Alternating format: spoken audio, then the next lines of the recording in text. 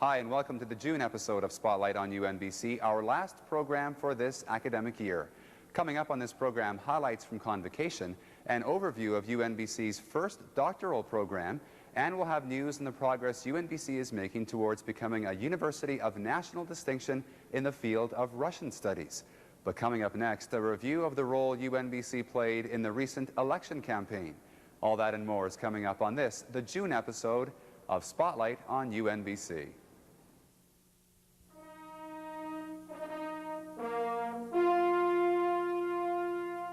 Men and women from throughout this region believed in the idea of a university of the North.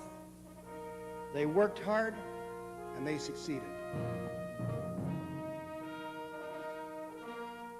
I can easily predict that these will be seen as the golden years of this university. You and I have been involved in a process that was a once-in-a-lifetime thing.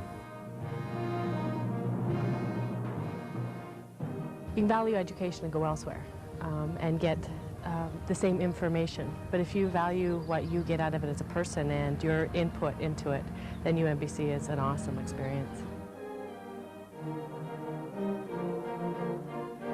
I take pride in opening the university, and I wish you all, in whatever capacity you serve the cause of learning, a bright and successful future.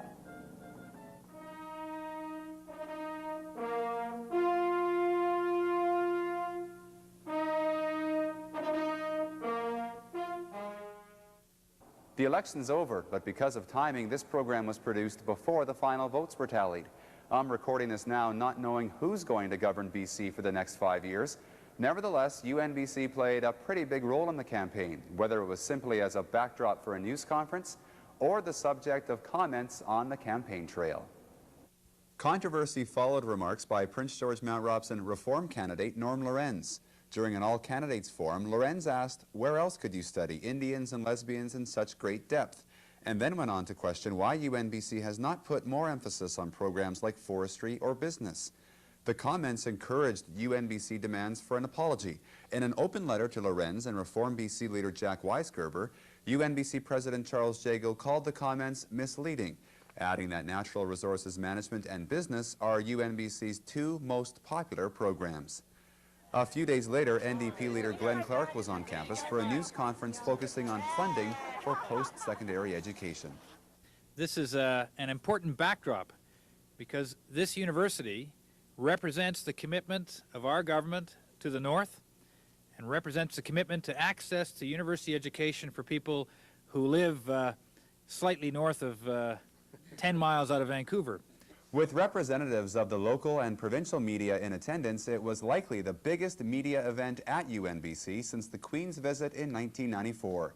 Clark took the opportunity to talk expansion in terms of both the student body and the campus. If we're committed to university education in the North, and this institution in particular, then we must be committed to maintaining and increasing funding at least until it gets to its full maturity and it reaches its potential in terms of operating. British Columbia had the worst participation rate in Canada. What that means is we had less people going to university as a percentage of our population than anywhere in Canada. We have, after 4 years of the NDP government, moved that up to sixth or seventh in terms of access. So we're still not doing as well as other provinces. And when you look to the future, clearly our commitment is to get to the #1 in the country. UNBC's Prince George campus was also the site of a news conference for a new lobby group that will work to bring greater prominence to northern issues. I'm pleased to announce today the creation of a new non-political society which is being created to focus attention on northern issues. Murray Sadler is likely familiar to anyone who knows UNBC history. He's a former chair of the Interim Governing Council and president of the Interior University Society. In fact, the new lobby group, called Focus North, is similar in many ways to the IUS and the early campaign to establish UNBC. Many of the same people are on the new society, and there's also strong involvement now from UNBC. UNBC President Charles Jago is a member of Focus North. You have some people on this group that were part of that coffee circle group that led to the Interior University Society. So they're clearly aware of the linkage and of the potential. I think they're also aware now that the range of issues are far more broadly based than simply establishing, shouldn't say simply, than limited to establishing a university. So yes, I think there's a clear link between the two. Of this small founding group for this society, there are 3 UNBC people involved in that. That's not accidental. I believe that there is a growing realization that the university is a resource for the North and can be very helpful to resolving issues that are pertinent to the North. So no, certainly the people involved in this society understand the important role of the university in Northern economy.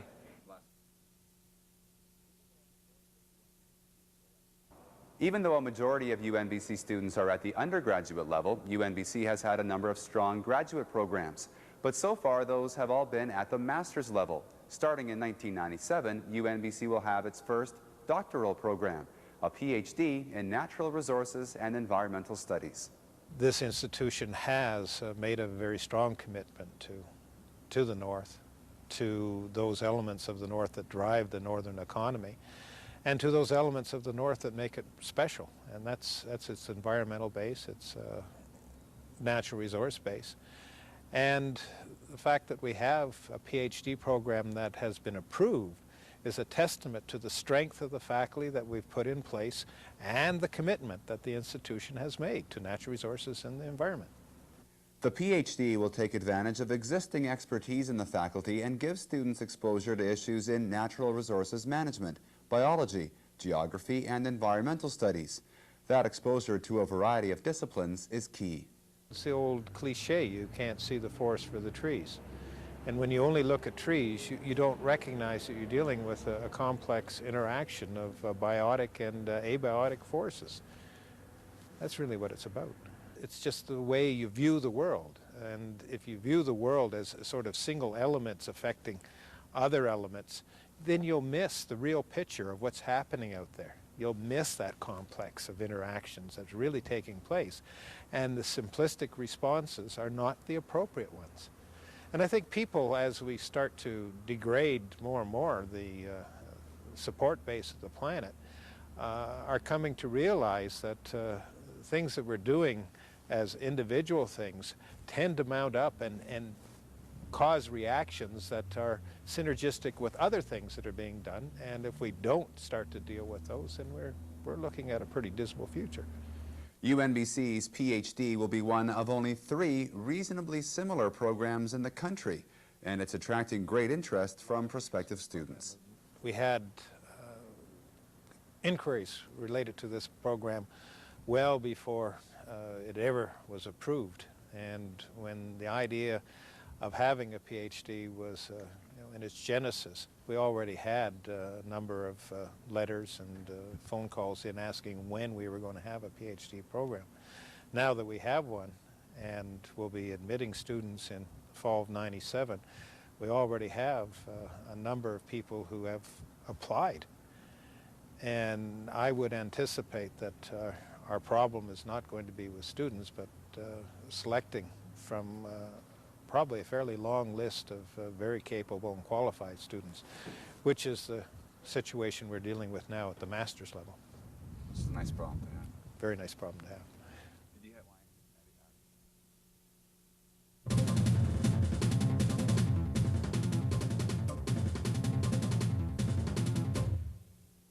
Air quality is a major issue in Prince George and in communities around the North. It's also the topic of expertise for UNBC Environmental Studies professor Peter Jackson. West Coast Energy has loaned UNBC about $160,000 in equipment, which will provide air quality data never before possible in Prince George. The equipment consists of 2 main subsystems. The first is a 30-meter or about 100-foot tower, triangular section tower, on which we have mounted wind measuring instruments, such as this. which is a wind vane anemometer combination. There are two of these for measuring the horizontal wind speed and direction. Turns in the direction of the wind, obviously. The wind spins the propellers around.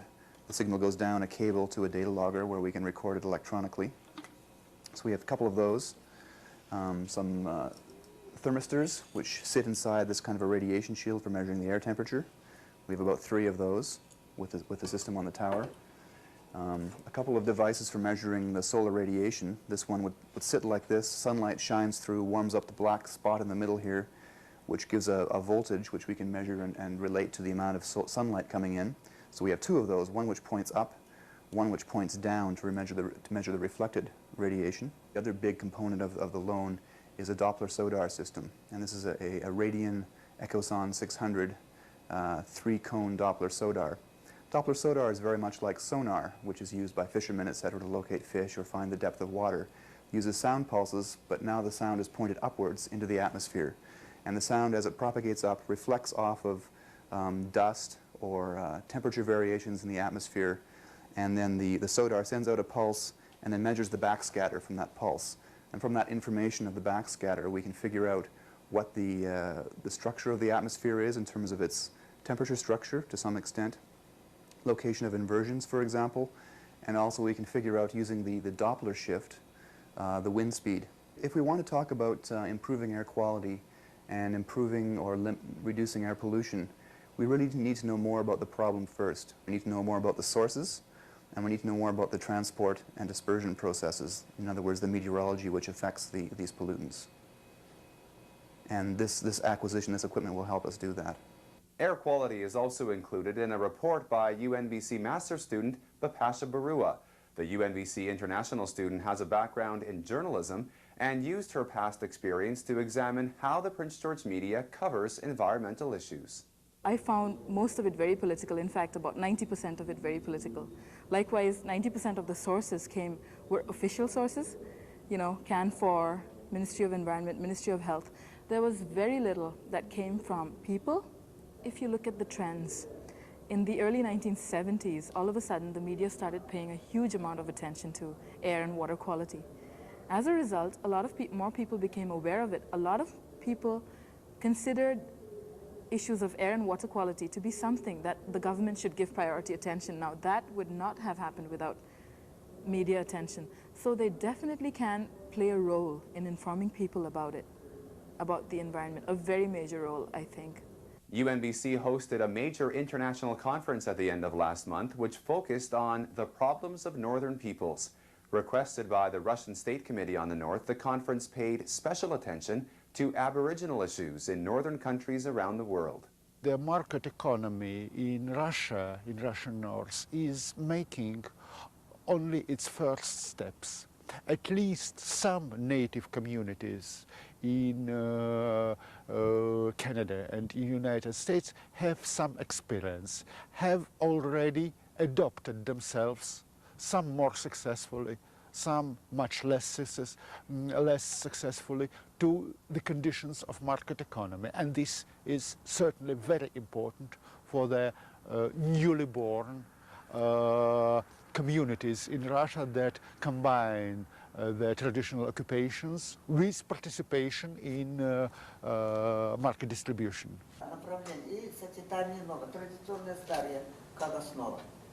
You think that the basis should be the old traditional branches and the old traditional technologies, both. As a basis, but of course we should always, in parallel, should be looking for some new ways, for some new branches and for new technologies. You've already found some decisions that work, that really work right now under certain circumstances. We don't still. So, and this is, I suppose, one of the aims of the seminar here, to have such an exchange, to share the experience. That's what the Russians want. They want actual, very concrete suggestions that they can take back, discuss within the State Committee for the North, and then decide what a subgroup of those, they want to forward on to possibly the Parliament, possibly talk about in larger groups. And so we're planning by the end of this to come up with some recommendations for potential input into legislation on Indigenous land rights. And of course, this is all very voluntary on our part to give and on their part to receive. But they have come over here with the idea that they have a lot to learn from the Canadian experience, and that may translate into actual legislative mandate. UNBC is getting a national reputation for its rapid growth in acquiring expertise on Russian issues. About 16 UNBC students, for example, will be going to Moscow this summer for a course on post-Soviet Russian politics. And a pair of students from Petrozavodsk University in northwestern Russia will be attending UNBC in September. The university is in fact now seeking billets for those Russian students. We have 4 students who are presently in Petrozavodsk in Russia right now, spending a month studying Russian language and culture.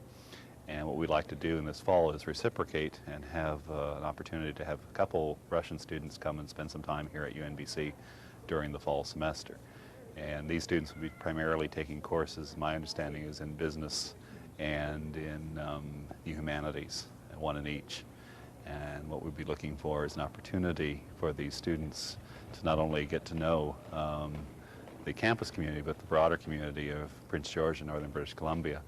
And towards this end, we're looking to see if perhaps we might be able to find a billet for 2 of these students during the fall semester here.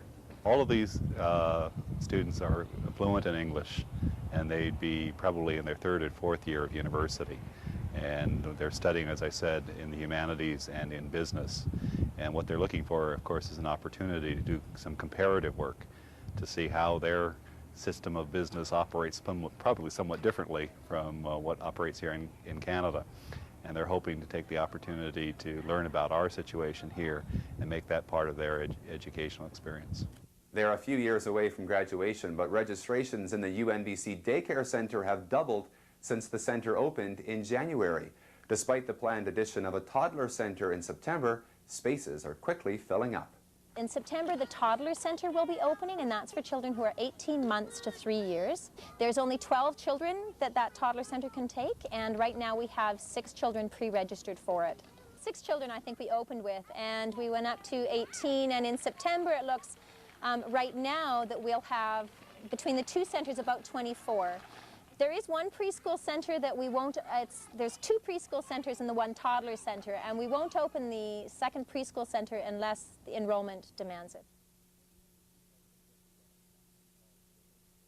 When UNBC President Jeffrey Weller resigned and Charles Jago took over as UNBC President, the time was right for UNBC to determine if it had become what it said it would become. The building process was over, and UNBC needed a clear direction to take it through its formative years. Soon after his arrival, President Jago created the UNBC Planning Committee, and its initial report has recently been released. I think the impetus behind the planning exercise was simply to have a clear sense of direction, of orientation, to be able to answer the question, what is this university all about, and what is it that makes this university unique? So those were the questions we started off with. The report opens with a revised UNBC mission statement. It reads, UNBC, founded as a university in the North for the North, holds as its mission to improve the quality of life in its region and beyond by attaining the highest standards of undergraduate and graduate teaching, learning, and research. UNBC is committed to serving a vast region by maintaining partnerships with other educational institutions and by being innovative, resourceful, and responsive to student and community needs. In the spirit of its carrier motto, Encha Huna, UNBC celebrates diversity and intends to reflect and to foster the rich cultural diversity of Northern BC and its peoples. We're saying more than the fact that we're going to be Northern. We're going to be regional. In other words, we're going to focus very clearly on the needs of this region of Northern BC. And that means that we'll put an emphasis on things such as natural resource management, such as environmental studies, such as First Nation studies. I mean, these are areas where it makes sense for us to be very actively involved with programs of national, if not international, distinction, because they are programs that fit so well into this region and allow us to fulfill very much our northern and our regional mandate. So I guess what you see in this report is where we're now placing our accent, where we're placing our emphasis. It's a familiar road, but it should be much more clearly defined than it has been. If this exercise were not crucial to UNBC realizing its full potential and becoming an outstanding Canadian university, it wouldn't be worth doing. I mean, that's why we're doing it. We're doing it because we're ambitious. And therefore we see this as a means of achieving our ambitions. But if you're ambitious, you better be very clear about where your ambitions lie, and you better be very realistic about what you can achieve and what you cannot achieve. When all is said and done, the greatest accomplishment for a university occurs when students graduate. Well, UNBC has come a long way since 1994, when 6 students became the university's first alumni. Well, the Alumni Association saw a huge influx in new members this year when 73 students donned caps and gowns to receive UNBC degrees. Highlights now from Convocation 96. On the afternoon of May 24th, membership in the UNBC Alumni Association more than quadrupled. A steady stream of graduates made their way into the Agora courtyard, among them students from the Northwest, the Peace River region, the Cariboo, as well as students from Ontario, Vancouver, and a little town in Alberta called Bonanza. The ceremony marked a number of firsts. Among them, UNBC handed out its first master's degrees to 8 students, and a bachelor's degree was awarded to the university's first ever student, Jennifer Hansen. I definitely think I had a better experience than other people at different universities because of the small number of people in class sizes. It really allowed for a lot more personal interaction with the profs and with other students. The firsts just kept on coming. Madam Chancellor, the candidates for the degree of Bachelor of Commerce, and again another first, this is the first opportunity for the university to present this degree.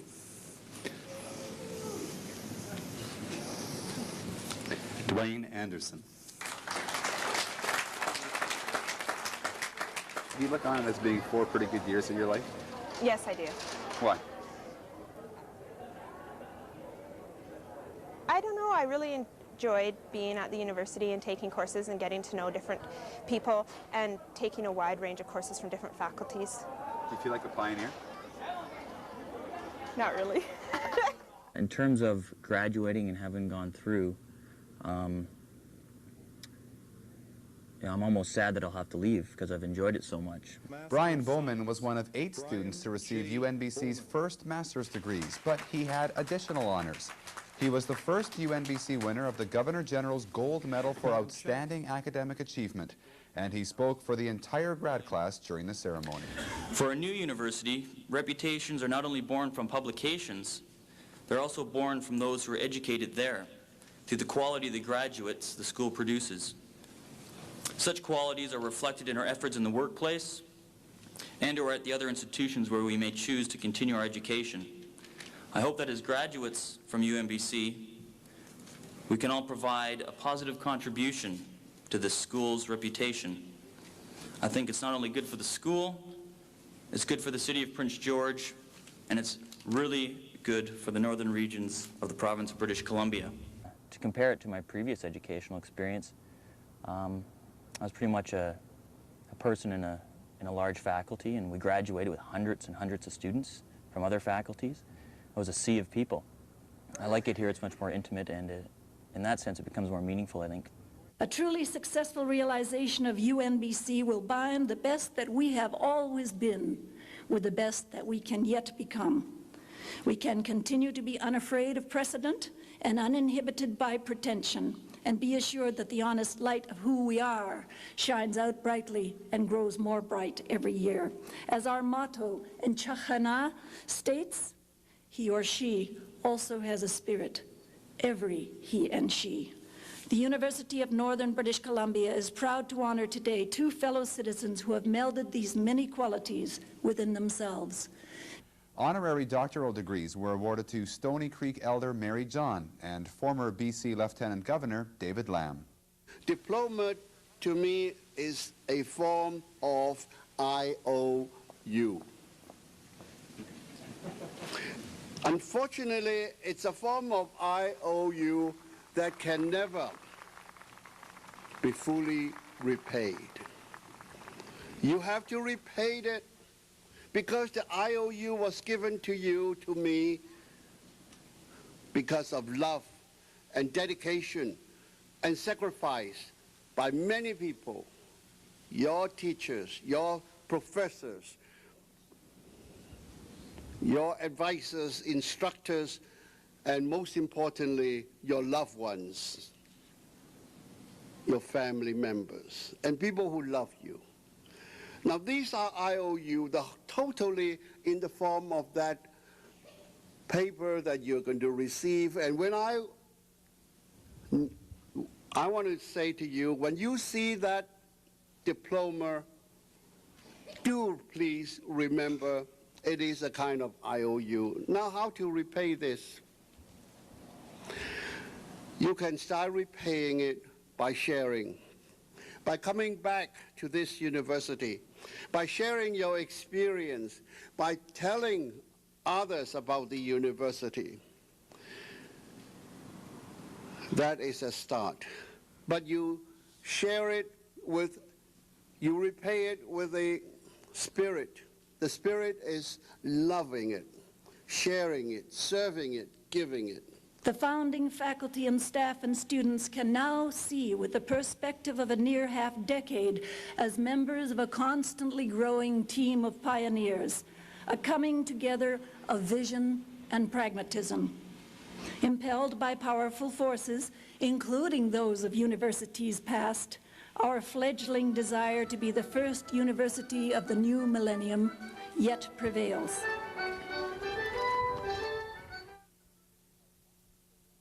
Thanks for watching this episode of Spotlight on UNBC, our last program for the 1995-96 academic year.